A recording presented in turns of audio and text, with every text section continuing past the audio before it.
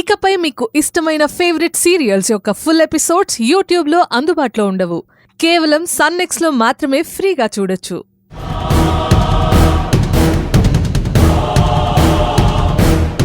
నాన్న అక్షయ్, ఏమైంది నాన్న? అంతా బానే ఉంది కదా? ఏం బాగోలేదు పిన్ని.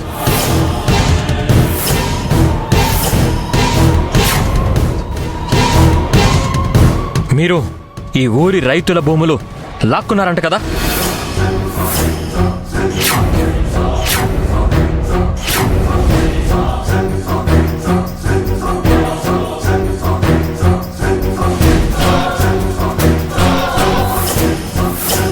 మీకు అడ్డొచ్చిన వాళ్ళందరినీ చంపేశారంట.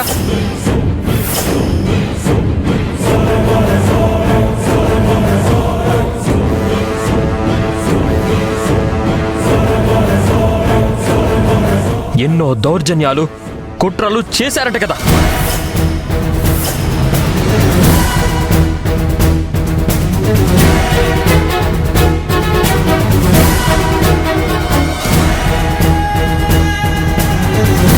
నేను చూస్తుంది కళా నిజమా? అక్షయ్ బాబు గారికి నిజం తెలిసిపోయినట్టుంది. అది అలా అడగండి బాబు గారు, అలా నిలదీసి అడగండి. అక్షయ్, నువ్వేనా మాట్లాడేది? అవన్నీ అత్త ఎందుకు చేస్తుందిరా? మధ్యలో నువ్వు మాట్లాడకు విశ్వ.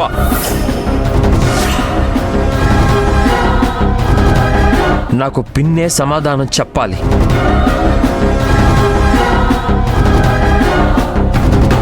అక్షయ్కి నిజం తెలిసిపోయిందా? ఈరోజు అత్తయ్య గారి పని అవుట్. చెప్పండి పిన్ని, ఈ ఊరి పెద్దగా ఉండడానికి ఎంతమందిని బలి చేశారు? ఆఖరికి అమ్మా నాన్నను కూడా మీరే చంపేశారంటున్నారు. శ్రీవారు ఇంత కోపంగా ఉన్నారంటే ఇంద్రాణి అత్తయ్య గురించి మొత్తం నిజం తెలిసిపోయిందా?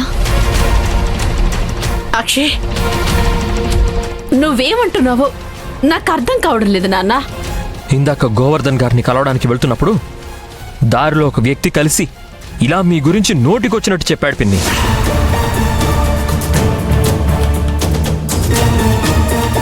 వాడు నా చేతికి దొరికుంటే చంపేసేవాణ్ణి.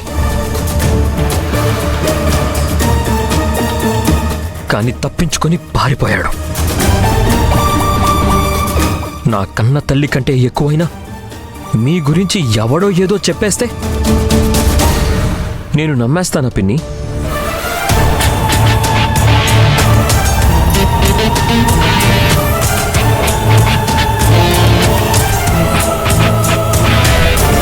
మీ గురించి ఎవరైనా పల్లెత్తు మాట అంటేనే నేను తట్టుకోలేనే. అలాంటిది వాడు నోటికొచ్చినట్టు మాట్లాడాడు. చేతిలో గన్ను లేకుండా పోయింది, లేదంటే వాణ్ణక్కడే షూట్ చేసుండేవాణ్ణి. నాన్న అక్షయ్, ముందు నువ్వు రిలాక్స్ అవ్వు నాన్న. ఎవరో నా గురించి ఏదో అన్నారని నువ్వింత ఆవేశపడిపోవాలా? పిన్ని, మీరే నాకు గురువు, దైవం. మీ గురించి ఎవరైనా తప్పుగా మాట్లాడితే నేను చూస్తూ ఊరుకోను. అసలు ఏమైంది నాన్న? నిన్నెవరు కలిశారు? తెలీదు పిన్ని. నేను గోవర్ధన్ గారితో బిజినెస్ డీల్ గురించి మాట్లాడి కారెక్కబోతుంటే నాకు అడ్డుగా నిలబడ్డాడు. మీ గురించి లేనిపోని నిందలు వేస్తూ మాట్లాడాడు. వాడి కాలర్ పట్టుకునే లోపే అక్కడి నుంచి పారిపోయాడు పిన్ని. మన ఎదుగుదలని చూసి ఓర్వలేక శత్రువులు ఇలాంటి పిచ్చి వాళ్ళని పెట్టి మన గురించి లేనిపోనివి చెప్పిస్తారు. నువ్వు వాళ్ళ గురించి పట్టించుకోవద్దు నాన్నా.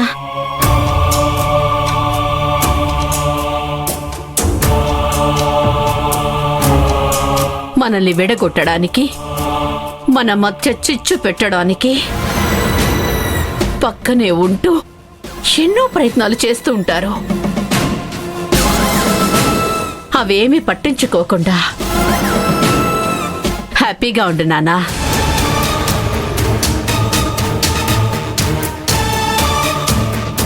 కానీ నీకేమైనా అయితే నేను తట్టుకోలేను.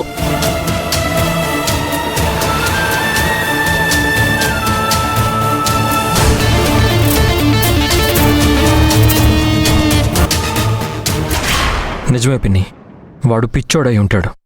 ఊరందరూ దేవతలా కొలిచి మీ మీద నిందలు వేశాడంటే మతిస్థిమితం లేనివాడై ఉంటాడు.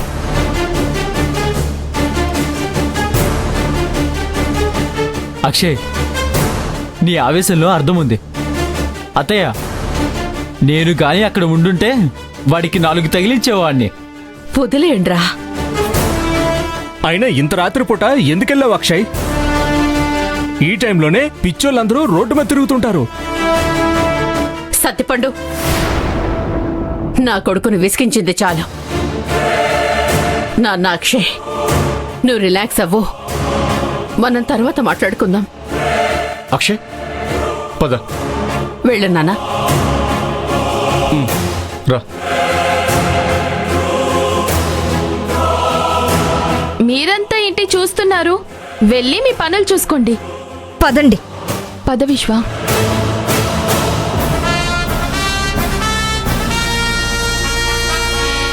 ఏంటి త్రివేణి, నీ కొడుకు నా మీద సీరియస్ అయ్యాడని ఆనందపడిపోతున్నట్టున్నావు? చూసావు కదా, వాడికి నా మీద ఎంత ప్రేమ, ఎంత నమ్మకం.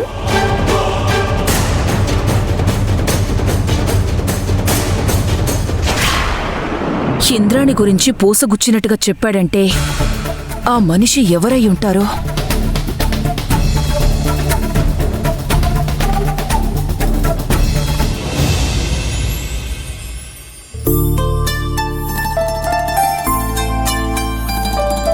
ఇప్పుడు ఈ గదిని మనం శోభనం గదిలాగా రెడీ చేయాలి. చేసేద్దాం దీపమ్మ. మనం రెడీ చేసేది సంధ్య మీద ప్రేమతో కాదు కదా. ఈ సంధ్య శ్రావణి శోభనాన్ని చెడగొట్టకుండా ఉండడానికే కదా. ఎస్. అయితే ఇంతసేపు చిటికెలా చేసేద్దాం.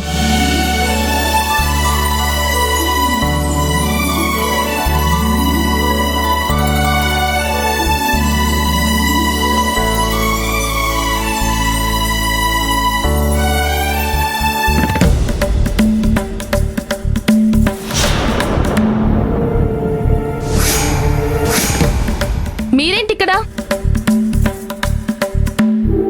మీ గదిని శోభనం గదిలాగా ఏర్పాటు చేయడానికి వచ్చాం. శోభనం గదిలా రెడీ చేయమని ఎవరు చెప్పారు? ఇంకెవరు చెప్తారు? మీ అక్కే చెప్పింది. మా అక్క చెప్పిందా? నా ఫస్ట్ నైట్ తో పాటు నా చెల్లెలి ఫస్ట్ నైట్ కూడా జరిగిపోవాలని మాతో చెప్పింది. తనిప్పుడు ఈ ఇంటి కోడలు కాబట్టి శ్రావణి మాటని కాదనలేక మీ రూమ్ ని రెడీ చేశాం. మా అక్క చెప్పిందని మీరు ఏర్పాట్లు చేస్తే సరిపోతుందా? నా ఇష్టాలతో పని లేదా? పెళ్లి తర్వాత జరగాల్సిన తంతు ఎప్పుడు జరిగితే ఏంటి?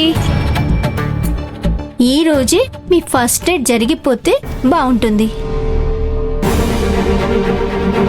అది మేం డిసైడ్ చేసుకోవాలి. విశ్వ, ఫస్ట్ నైట్ అనేది పెద్దవాళ్ళు డిసైడ్ చేస్తారు. సంధ్యకి శ్రావణియే పెద్ద దిక్కు కాబట్టి శ్రావణి చెప్పినట్టుగా మీ శోభనానికి రెడీ అయిపోండి. రూమ్ అంతా రెడీ అయిపోయింది కదా, పూలు పళ్ళు మాత్రమే బ్యాలెన్స్ ఉన్నాయి. ఈలోపు అవి కూడా తీసుకొచ్చి పెట్టేస్తాం. సంధ్య, తొందరగా చీర మార్చుకొని రెడీ అవ్వు. ఏయ్ వాణి, నాకు కోపం తెప్పించుకు. మీరు ముందు ఇక్కడి నుంచి వెళ్ళండి. మేం చెప్తే ఎందుకు వింటావులే, చెప్పేవాళ్ళు చెప్తేనే వింటావు. రా దీపమ్మ.